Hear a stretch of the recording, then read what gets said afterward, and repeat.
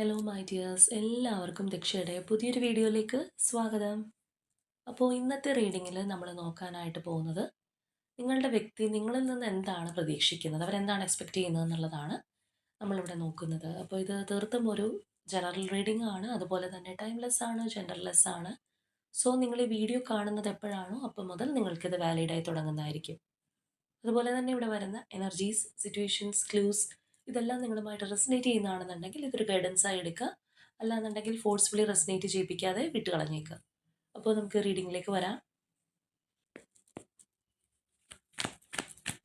അപ്പോൾ നമുക്ക് ആദ്യമേ തന്നെ ആ ഒരു വ്യക്തിയുടെ നിങ്ങളോട് ഇപ്പോഴുള്ള ഒരു ബിഹേവിയർ എങ്ങനെയാണ്, അല്ലെങ്കിൽ ആറ്റിറ്റ്യൂഡ് എങ്ങനെയാണെന്നുള്ളത് ജസ്റ്റ് ഒന്ന് നോക്കാം.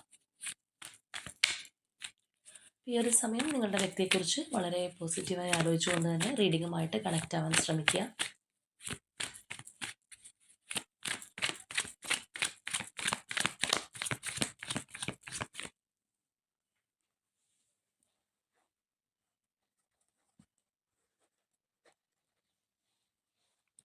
അപ്പോൾ നമുക്ക് നോക്കാം. Moon, ace of cups,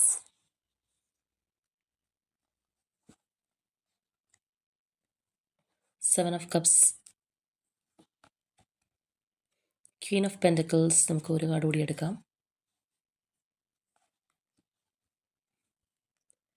star. അപ്പോൾ ഇവിടെ ഒരു പക്ഷേ നിങ്ങളുടെ പേഴ്സണും തമ്മിൽ ഒരു ഓൺ ആൻഡ് ഓഫ് രീതിയിലായിരിക്കാം ഈ ഒരു കണക്ഷൻ പോയിക്കൊണ്ടിരിക്കുന്ന ഭൂരിഭാഗം വ്യക്തികൾക്കും ആ ഒരു പാറ്റേൺ ആയിരിക്കാനാണ് സാധ്യത. നിങ്ങൾക്കൊരു ഈക്വൽ ഗിവ് ആൻഡ് ടേക്ക് ഒന്നും ഇതിനകത്തുനിന്ന് കിട്ടുന്നുണ്ടാവില്ല. ചിലർക്കാണെന്നുണ്ടെങ്കിൽ ചിലപ്പോൾ ഒരുപാട് നാളുകളായിട്ട് ഓഫ് സിറ്റുവേഷനും ആയിരിക്കാം. അപ്പോൾ എന്താണെന്നുണ്ടെങ്കിലും ഇവിടെ ഈ ഒരു പേഴ്സൺ ഒരു ഇല്യൂഷൻ അകത്തപ്പെട്ടതാണ് എന്ന് ചിലപ്പോൾ നിങ്ങൾക്ക് തോന്നുന്നുണ്ടാവാം. അതായത് അവർക്കൊരു തീരുമാനം എടുക്കാൻ പറ്റുന്നില്ല. ഇപ്പോൾ ഓൺ ആൻഡ് ഓഫ് പാറ്റേണിൽ പോകുന്നവരാണെന്നുണ്ടെങ്കിൽ ഈ ഒരു പേഴ്സൺ നിങ്ങളോട് വരുന്നു, സംസാരിക്കുന്നു, അല്ലെങ്കിൽ കമ്മ്യൂണിക്കേഷൻ നടക്കുന്നു, ഒരു സ്റ്റെബിലിറ്റി ഇല്ല, വീണ്ടും പഴയപടി പോലെ പോകുന്നു.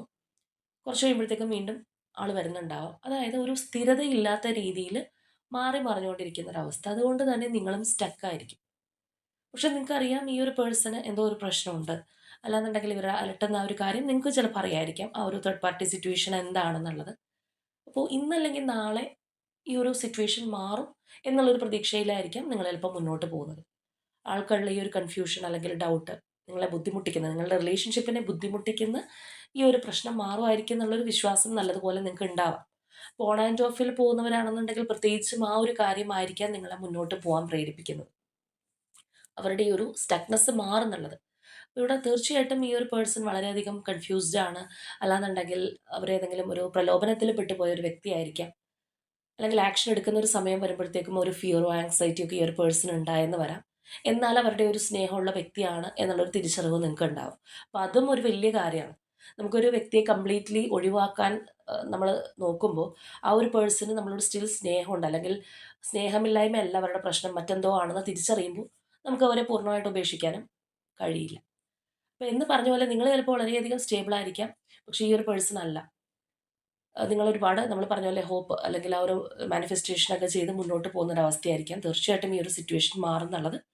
പക്ഷേ ഇവിടെ ഈ ഒരു പേഴ്സൺ ഈ പറഞ്ഞ ചില കൺഫ്യൂഷൻസും കാര്യങ്ങളൊക്കെ ഉണ്ടാവാം. അവരത് ഓവർകം ചെയ്യാനായിട്ട് ശ്രമിക്കുന്നുണ്ടാവാം. ഈ ഓൺ ആൻഡ് ഓഫിൽ വരുന്നവർക്കത് പ്രത്യേകം നിങ്ങൾക്കത് മനസ്സിലാക്കാനായിട്ട് കഴിയും. അതായത് നിങ്ങളിലേക്ക് വരുമ്പോൾ വളരെ ആഗ്രഹത്തോടെ അല്ലെങ്കിൽ നല്ലൊരു താല്പര്യത്തോടെ വന്നു കഴിഞ്ഞാൽ അതിനൊരു കണ്ടിന്യൂറ്റി കിട്ടുന്നില്ല എന്നുള്ളതാണ് പ്രശ്നമായിട്ട് ചിലപ്പോൾ നിങ്ങൾക്ക് ഫീൽ ചെയ്യുന്നത്. അപ്പോൾ നിങ്ങളുടെ റിലേഷൻഷിപ്പ് എങ്ങനെയുള്ളതാണെന്നുണ്ടെങ്കിലും നിങ്ങൾക്കറിയാം ഈ ഒരു വ്യക്തിയോട് നിങ്ങൾക്കുള്ള ഒരു സ്നേഹവും കാര്യങ്ങളൊക്കെ വളരെ സിൻസിയറാണ്, സത്യസന്ധമാണ്. അതുകൊണ്ട് തന്നെ ഫൈനലി ഈ ഒരു പേഴ്സൺ വളരെയധികം കോൺസ്റ്റൻ്റ് ആയിട്ട് ഒരു തീരുമാനം എടുക്കും, അല്ലെങ്കിൽ നിങ്ങളുടെ റിലേഷൻഷിപ്പിൽ സ്റ്റേബിൾ ആയിട്ട് പോകുന്നുള്ളൊരു പ്രതീക്ഷ നിങ്ങൾക്കുള്ളത് അതും കൂടി കൊണ്ടായിരിക്കും. അപ്പോൾ ചിലരെ സംബന്ധിച്ച് ഈ പറഞ്ഞതുപോലെ ഓൺ ആൻഡ് ഓഫിൽ പോകുന്നവരാണെന്നുണ്ടെങ്കിൽ ഇപ്പോൾ ഓൺ ആയിട്ടുണ്ടാവാം, ആ ഒരു പേഴ്സൺ നിങ്ങളിലേക്ക് വന്നിട്ടുണ്ടാവാം. പക്ഷേ നിങ്ങൾക്ക് പേടിയുണ്ടാവും ഇതിനി എത്ര നാളായിരിക്കും, അല്ലെങ്കിൽ പഴയ പാറ്റേണിലേക്ക് പോകുമെന്നുള്ളത്. അപ്പോൾ ഈ ഒരു പാറ്റേൺ ആണ് നമുക്കിവിടെ കാണാനായിട്ട് കഴിയുന്നത്. ഇനി നമുക്ക് നോക്കാം ഈ ഒരു പേഴ്സൺ എന്താണ് നിങ്ങളിൽ നിന്ന് എക്സ്പെക്റ്റ് ചെയ്യുന്നത്, അവരുടെ മനസ്സിൽ നിങ്ങളെക്കുറിച്ചുള്ളൊരു തോട്ട് എന്താണ്, നിങ്ങളിൽ നിന്ന് അവർ പ്രതീക്ഷിക്കുന്നത് എന്താണ് എന്നുള്ളതൊക്കെ.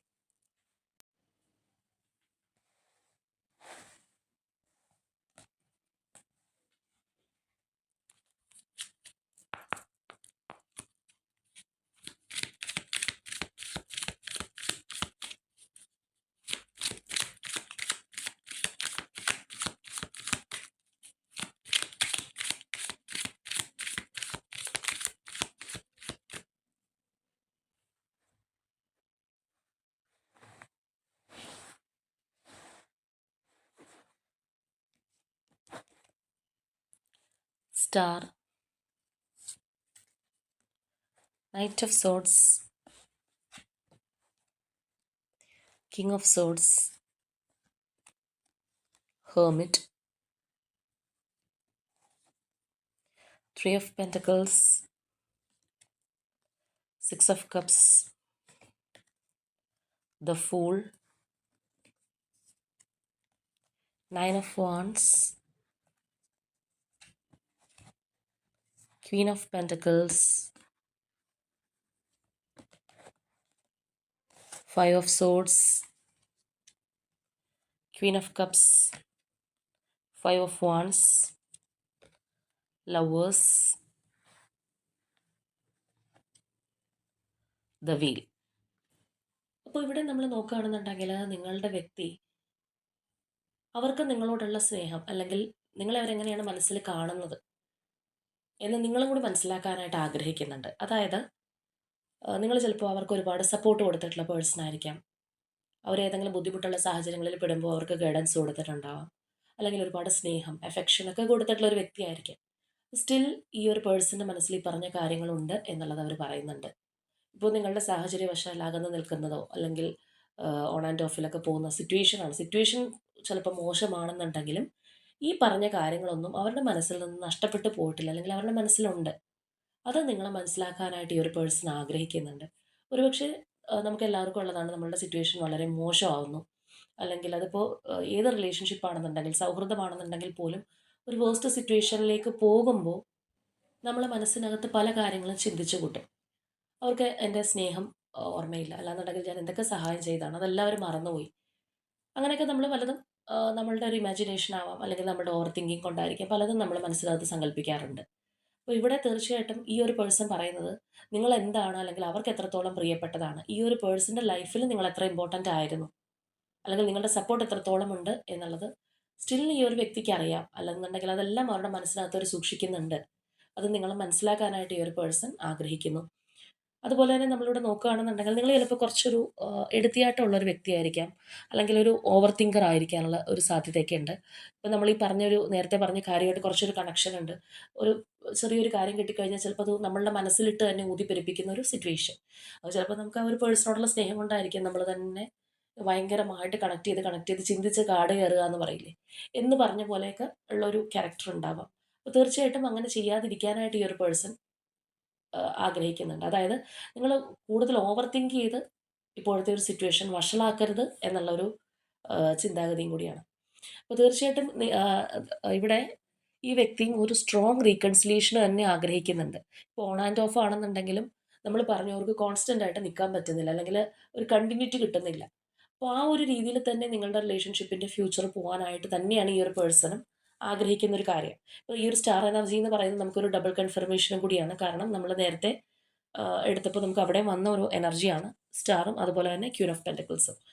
അപ്പോൾ ഇവിടെയും ഈ ഒരു പേഴ്സൺ അത് തന്നെയാണ് നിങ്ങളോട് പറയാനായിട്ട് ആഗ്രഹിക്കുന്നത്. അവർ ഈ ഒരു റിലേഷൻഷിപ്പ് നഷ്ടപ്പെടുത്തണമെന്നോ, അല്ലെങ്കിൽ ഇപ്പോഴത്തെ ഒരു സാഹചര്യം കുറച്ച് മോശമാണെന്നുണ്ടെങ്കിലും ഇത് കംപ്ലീറ്റ്ലി ഒഴിവാക്കാം എന്നൊന്നും ചിന്തിക്കുന്നില്ല. വളരെ ശുഭാപ്തി വിശ്വാസത്തോടു കൂടി തന്നെയാണ് പോകുന്നത്. ഇപ്പോൾ കൂടുതൽ വ്യക്തികളും ഒരു ഓൺ ആൻഡ് ഓഫിലാവാനുള്ളൊരു സാധ്യത കൂടുതലാണ്, അല്ലെങ്കിൽ അങ്ങനെയുള്ളവർക്കായിരിക്കും ഇത് ചിലപ്പോൾ കൂടുതൽ റെസണേറ്റ് ആവുന്നത്. കാരണം ചിലപ്പോൾ രണ്ടുപേരും നമ്മൾ സംസാരിക്കുന്ന ഒരു സമയം വരുമ്പോഴത്തേക്കും ഒന്നില്ലെന്നുണ്ടെങ്കിൽ അടി ഉണ്ടാവുക, അല്ലാന്നുണ്ടെങ്കിൽ രണ്ടുപേരും നല്ല ഉദ്ദേശത്തിലായിരിക്കും വരുന്നത് സംസാരിക്കാനായിട്ട്. പക്ഷേ പറഞ്ഞ് പറഞ്ഞ് കാട് കയറി വേറെ പല കാര്യങ്ങളിലേക്കും പോയിട്ട് കൈവിട്ട് പോകുന്നൊരവസ്ഥയൊക്കെ ഉണ്ടാവാറുണ്ട്. ചിലപ്പോൾ മിണ്ടാതിരിക്കുന്നതിനേക്കാളും വലിയൊരു സെപ്പറേഷൻ പിന്നെ ഉണ്ടായിരിക്കാനുള്ളൊരു സാധ്യതയുണ്ട്. അതെപ്പോഴാണെന്ന് ചോദിച്ചു കഴിഞ്ഞാൽ രണ്ടുപേരും തമ്മിലൊരു ഹോണസ്റ്റ് കമ്മ്യൂണിക്കേഷൻ ഇല്ല, അല്ലാന്നുണ്ടെങ്കിൽ പരസ്പരം മനസ്സിലാക്കുന്നില്ല. അപ്പോൾ ഒരുപാട് സ്നേഹം ഉള്ളിലുണ്ടെന്നുണ്ടെങ്കിലും ഈ വഴക്കിടുന്ന ഒരു പ്രവണത നമ്മളുടെ ഒരു പൊസസീവ്നെസ് കൊണ്ടായിരിക്കാം, അല്ലെങ്കിൽ മറ്റേ വ്യക്തി ചിന്തിക്കുന്നത് എന്നെ ഇവള് മനസ്സിലാക്കുന്നില്ല, അല്ലെങ്കിൽ ഇവൻ മനസ്സിലാക്കുന്നില്ല എന്ന് ആയിരിക്കാം.